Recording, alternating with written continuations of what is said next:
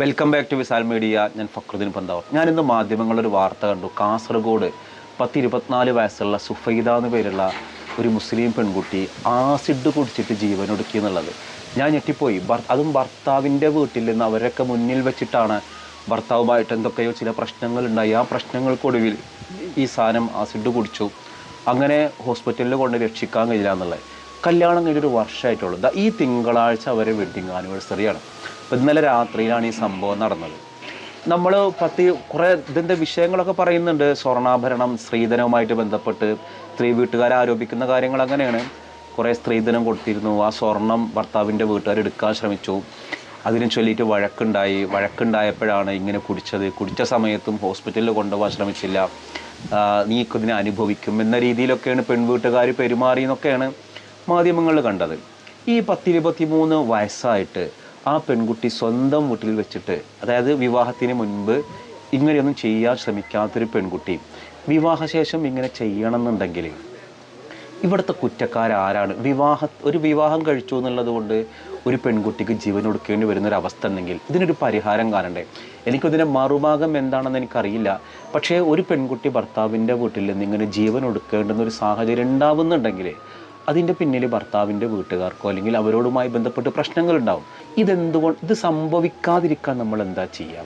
എന്തുകൊണ്ടായിരിക്കും പെൺകുട്ടികൾ ഒന്ന് പറഞ്ഞാൽ രണ്ടാമത്തേതിന് ജീവൻ എടുക്കാൻ വേണ്ടി ശ്രമിക്കുന്നുണ്ടാവുക? ഇപ്പോൾ ഗൾഫിലുള്ള ഒരു ഷാർജയിലുള്ള ഒരു പെൺകുട്ടി ഒരു ചെറിയ കുട്ടിയുമായിട്ട് 22 നിലയുടെ മേലെന്നാണ് താഴേക്ക് ചാടിയത്. ഭർത്താവുമായിട്ട് ഇപ്പോൾ ആ ഭർത്താവ് റിമാൻഡാണ്, ഷാർജയിലാണ്. അവർ ഈ കോഴിക്കോടെങ്ങാനും ഭാഗത്തുള്ളവരാണ്. ആദ്യം പറഞ്ഞിരുന്ന വണ്ടി ഇടിച്ചു മരണപ്പെട്ടത് എന്നാണ് പറയുന്നത്. പക്ഷേ പിന്നീടാണ് മനസ്സിലായത് വണ്ടി ഇടിച്ച് മരിച്ചോന്നല്ല, 22 നിലയുടെ മേലെന്ന് ഈ സ്ത്രീ താഴത്തേക്ക് ചാടിയിട്ട് ഇവർ രണ്ടുപേരും മരണപ്പെട്ടു. പക്ഷെ ആദ്യമൊക്കെ വന്നത് വണ്ടി ഇടിച്ച് മരണപ്പെട്ടു എന്നാണ്. അപ്പോൾ വിവാഹം കഴിച്ചു എന്നുള്ളത് കൊണ്ട് മാത്രം ഒരു സ്ത്രീ മരണപ്പെടണം എന്നുണ്ടെങ്കിൽ ഇത് വിവാഹമാണോ പ്രശ്നം? അതോ ഈ ഇന്നത്തെ പെൺകുട്ടികളെ പെരുമാറ്റോ?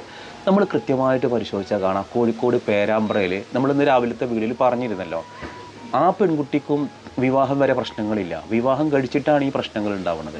അപ്പോൾ വിവാഹം ഒരു വില്ലനാവേ. ഒന്നാമതായിട്ട് ഇപ്പോൾ ഞാൻ 2 പെൺകുട്ടികളുടെ വാപ്പയാണ്. എൻ്റെ ഒരു പെൺകുട്ടി ഡിഗ്രിയുടെ പ്രായമായി. വിവാഹത്തിന് സമയമായിട്ടില്ലെങ്കിലും ഒരു 2-3 വർഷം കഴിഞ്ഞാൽ ഞാനും ഒരു അമ്മോശം വാപ്പാവും. അങ്ങനെ ഒരു വിധി ഉണ്ടെങ്കിൽ നമ്മൾ വിവാഹം കഴിക്കുമ്പോൾ നമ്മുടെ മക്കൾക്ക് കുറേ സ്വർണം കൊടുക്കുമ്പോൾ ഈ സ്വർണം ആരെടുക്കണം എന്നുള്ളതൊരു പ്രശ്നമാണ്. അയാളുടെ മകൾ വിവാഹം കഴിക്കുമ്പോൾ ആ മകൾക്ക് സ്വർണം കൊടുത്താൽ ഈ സ്വർണത്തിൻ്റെ ഉത്തരവാദി നമ്മുടെ സുപ്രീം കോടതി പറഞ്ഞത് ആ സ്ത്രീ മാത്രമാണ് എന്നുള്ളതാണ്. അതിൽ പുരുഷനിക്ക് റോളില്ല. പ്രിയപ്പെട്ട പുരുഷന്മാരെ അല്ലെങ്കിൽ ഈ വീഡിയോ കാണുന്ന സ്ത്രീകളെ, നിങ്ങൾ കല്യാണം കഴിച്ചാൽ 7 വർഷം വരേക്ക് നിങ്ങളുടെ സ്വർണം ഭർത്താവിൻ്റെ ബിസിനസ് ആവശ്യത്തിന് കൊടുക്കരുത്. ഭർത്താവിൻ്റെ ബിസിനസ് ആവശ്യത്തിന് കൊടുക്കരുത് എന്ന് പറയാൻ നിങ്ങൾ ശത്രുത ഉണ്ടായിട്ടൊന്നുമല്ല. പിന്നെ അതിനെ ചൊല്ലി വഴക്കുണ്ടാവും. അതായത് ഭർത്താക്കന്മാർ എടുക്കരുത്. അത് കൊടുക്കരുത് എന്ന് പറയുന്നതിനേക്കാളും നല്ല എന്താണ്, അത് ഭർത്താക്കന്മാർ എടുക്കരുത്. നിങ്ങൾ രണ്ടുപേരും കൂടി ചേർന്നൊരു വാഹനം വാങ്ങുക, ഒരു പ്രോപ്പർട്ടി വാങ്ങുക, അല്ലെങ്കിൽ വീട് വാങ്ങുക, അതൊക്കെ ഓക്കെ. അല്ലെങ്കിൽ നിങ്ങളത് ഗോൾഡായിട്ട് സൂക്ഷിക്കുക. ഭാര്യയുടെ സ്വർണം നോക്കിയിട്ട് ആവരുത് ഒരിക്കലും ഭർത്താവിൻ്റെ മുന്നിലുള്ള ബിസിനസ് താല്പര്യങ്ങൾ. പലപ്പോഴും പ്രശ്നങ്ങൾ വരുന്ന അവിടെ നിന്നാണ്. ഇത് എൻ്റെ വാപ്പ ഉണ്ടാക്കിയൊരു സ്വർണ്ണാഭരണം പെട്ടെന്ന് ഭർത്താവിൻ്റെ വീട്ടുകാരെടുക്കുമ്പോൾ അത് ഉൾക്കൊള്ളാൻ ഈ ഭാര്യയ്ക്ക് കഴിഞ്ഞോളുന്നില്ല. അവിടെ നിന്നാണ് ഈ പ്രശ്നങ്ങൾ തുടങ്ങുന്നത്. എന്നാൽ ഭാര്യയെ കൃത്യമായിട്ട് ബോധ്യപ്പെടുത്തിയിട്ട് ആ സ്വർണം എടുക്കാൻ ഈ ഭർത്താവിനോ കഴിയുന്നുണ്ടാവില്ല. അപ്പോൾ ഈ ഒരു സ്വർണത്തെ ചൊല്ലിയിട്ടുള്ളൊരു പ്രശ്നമാണ്. 2 പേര് തമ്മിൽ പ്രണയിക്കുന്ന സമയത്ത് ഒരു പ്രശ്നമില്ല. 2 കൂട്ടരൊക്കെയും സ്വർണ്ണമില്ലല്ലോ. അപ്പം അതുകൊണ്ട് പ്രണയിക്കുന്ന സമയത്തൊക്കെ ഭയങ്കര സ്നേഹമാണ്. ഇത് വിവാഹത്തിലേക്ക് എത്തിക്കഴിഞ്ഞാൽ പിന്നെ കമ്മിറ്റ്മെൻറ്റായി. ആ കമ്മിറ്റ്മെൻറ്റ് പിന്നീട് എവിടേക്ക് എത്തുന്നത്? ഇതുപോലത്തെ, അതായത് നമ്മുടെ മുസ്ലിം സമൂഹത്തിൽ ഞാൻ എപ്പോഴും എവിടെയും ഞാൻ പറയുന്നതാണ്, മുസ്ലിം പെൺകുട്ടികളെ വിവാഹം കഴിപ്പിച്ചയക്കുമ്പോൾ കൃത്യമായിട്ടുള്ളൊരു പ്രീമാറ്റൽ ക്ലാസ് കൊടുക്കണം. അവർക്ക് ആരോട് എങ്ങനെ പെരുമാറും. ഒന്ന് പറഞ്ഞാൽ രണ്ടാമത്തേതിന് ജീവൻ അവസാനിപ്പിക്കുന്നൊരു സ്വഭാവം എല്ലാ പെൺകുട്ടികളും, ഏത് മതജാതി വ്യത്യാസമൊന്നുമില്ല. കേരളത്തിലാണ് ഇത് കൂടുതൽ.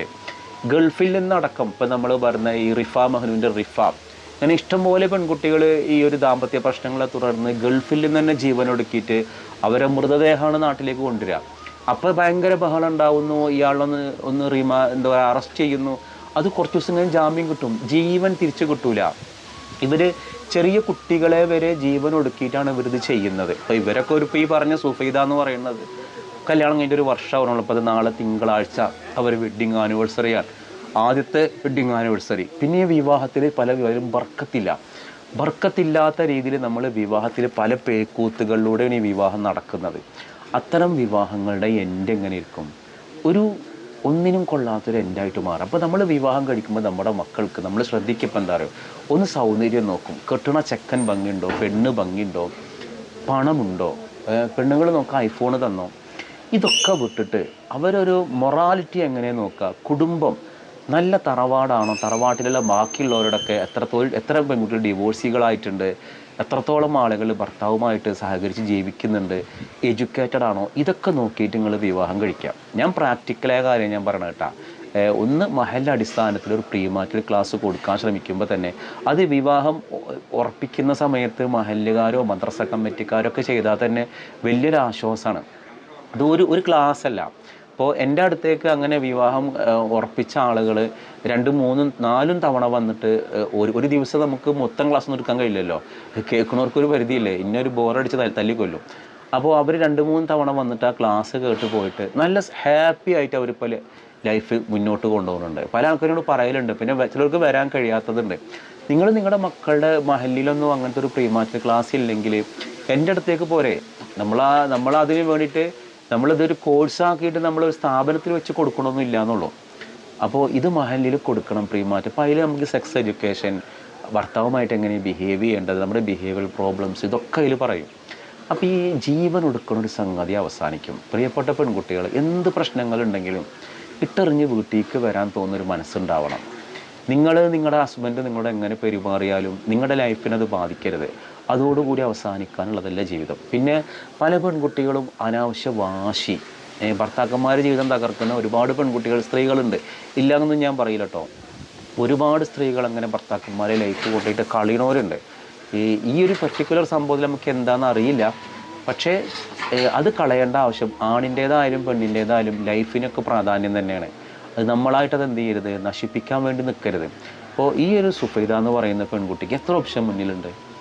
ഇട്ടെറിഞ്ഞ് വരാലോ, കല്യാണം ഒരു വർഷമല്ലായിട്ടുള്ളൂ, കേസ് കൊടുക്കുക. പക്ഷേ ഇത് പെട്ടെന്ന് അങ്ങോട്ട് ദേഷ്യം പിടിച്ചിട്ട് ഓരോരോ തോന്നിവാസങ്ങൾ ചെയ്യുക. ആ തോന്നിവാസങ്ങൾക്ക് ഫലം അനുഭവിക്കേണ്ടി വരാരാണ്? പിന്നെ ബാക്കിയുള്ളവരാണ്. എന്തായാലും ഒന്ന് ഞാൻ പറയുന്നു, അവസാനത്തെ ശ്രമം പോലും എന്താവരുത്, ജീവൻ ഒടുക്കാന്നുള്ളവരുത്. ഇട്ടെറിഞ്ഞ് വരാൻ കഴിയാം. 2, നിങ്ങളുടെ മക്കൾക്ക് നിങ്ങൾ സ്വർണം കൊടുക്കുന്നുണ്ടെങ്കിൽ അതുകൊണ്ട് വല്ല ജോലി വാങ്ങിച്ചു കൊടുക്കാം. ജോലി വാങ്ങിച്ചു കൊടുത്തിട്ട് സ്വന്തം കാലിൽ ഒരു ഫിനാൻഷ്യൽ ഇൻഡിപെൻഡൻ്റ് ആയിട്ട് അവർ ജീവിക്കാൻ പഠിക്കട്ടെ. എന്നിട്ട് അവർ ഏബിൾ ആണെങ്കിൽ കല്യാണം കഴിച്ചാൽ മതി. അപ്പോൾ അവർക്ക് തോന്നുന്നത് എന്താണെന്നറിയോ, ഇട്ടെറിഞ്ഞ് പോയാലേക്കൊരു ജോലി ഉണ്ടല്ലോ, അതുകൊണ്ട് ഇനി ജീവിക്കാൻ തോന്നും. ഇതെന്താണ്, വാപ്പിയും ഇത്രയും സ്വർണ്ണങ്ങളൊക്കെ ഉണ്ടാക്കിയതും കല്യാണം കഴിച്ച് പറഞ്ഞാച്ച് എൻ്റെ ലൈഫ് ഒന്നും ആയില്ല, എന്നാൽ പിന്നെ അത് അവസാനിപ്പിച്ച് കളയാമെന്നാണ് പെൺകുട്ടികൾ കരുതുന്നത്. ഇപ്പോൾ ഈ ഞാൻ പറയില്ല, ഷാർജയിൽ മരിച്ചു എന്ന് പറഞ്ഞ ആൾ സ്വന്തമായിട്ട് ഒരു ജോലിയൊക്കെ ഉണ്ടായിരുന്നു. പക്ഷേ എന്നിട്ടും എന്ത് ചെയ്തു, തകർന്നു പോയി. അപ്പോൾ പെൺകുട്ടികളെ വളർത്തിക്കൊണ്ടിരുമ്പോൾ തന്നെ ഒരാണിൻ്റെ വീട്ടിലേക്ക് പറഞ്ഞേക്കാനുള്ളതായിട്ടല്ല വളർത്തേണ്ടത്. അവർ ഇൻഡിപെൻഡൻ്റായിട്ട് ജീവിക്കാനുള്ള കെൽപ്പുള്ളവരായിട്ടാണ് അവരെ വളർത്തേണ്ടത്. അവർ ജീവിക്കുന്ന സമയത്ത് അവർ ആവശ്യമുണ്ടെന്നുണ്ടെങ്കിൽ അവർ വിവാഹം കഴിച്ച ഒരാളെ കൂടെ ജീവിക്കട്ടെ. അത് സക്സസ് അല്ല എന്നുണ്ടെങ്കിൽ ഇട്ടെറിഞ്ഞ് വന്നിട്ട് സ്വന്തമായിട്ട് ജീവിക്കട്ടെ. ഒരിക്കലും നമ്മൾ നമ്മുടെ ലൈഫ് എന്ത് ചെയ്യരുത്, കളയരുത്. ഞാൻ ഈ പറഞ്ഞ കാര്യങ്ങളോട് നിങ്ങൾക്ക് യോജിക്കുകയോ വിയോജിക്കുകയൊക്കെ ചെയ്യാം. പക്ഷേ ഒരു പെൺകുട്ടികളുടെ ഉപ്പ എന്നലൊക്കെ ഞാൻ ഈ പറയുന്നത്, ഒരു പെൺകുട്ടിയും വിവാഹം കഴിഞ്ഞതിൻ്റെ പേരിൽ മരണപ്പെടുന്ന ഒരു സാഹചര്യം ഉണ്ടാവരുത്. അത് വളരെയധികം നമ്മുടെ തകർച്ചയാണ്, നമ്മുടെ എന്താ പറയുക, നമ്മുടെ പരാജയമാണ്. അത് ആ വീട്ടുകാരെ പരാജയമാണ്. എന്തായാലും ആ മരിച്ച പെൺകുട്ടിക്ക് അല്ലാഹു മഗ്ഫിറത്ത് കൊടുക്കട്ടെ, മർഹമത്ത് കൊടുക്കട്ടെ. ഇതിൻ്റെ റിയൽ കാരണം എന്താണ്, ആ ഭർത്താവ് റിമാൻഡിലെന്നൊക്കെ പറയുന്നുണ്ട്. കാരണത്തിനപ്പുറം ഇനി ഇങ്ങനത്തെ ഒരു സംഭവം നമ്മുടെ ഇടയിൽ, കാസർഗോഡാണ് സംഭവം ഉണ്ടായത്, നമുക്കിടയിൽ ഇങ്ങനെ ഉണ്ടാവരുത് എന്ന് നമ്മുടെ പ്രാർത്ഥന. അപ്പോൾ ഈ ഒരു വിഷയമായിട്ട് ബന്ധപ്പെട്ട് ഇതിന് മറ്റു വല്ല കാരണങ്ങളുണ്ടോ എന്ന് അറിയുന്ന ആളുകളുണ്ടെങ്കിൽ താഴെ വന്ന വിവരങ്ങളും പങ്കുവെക്കണേ.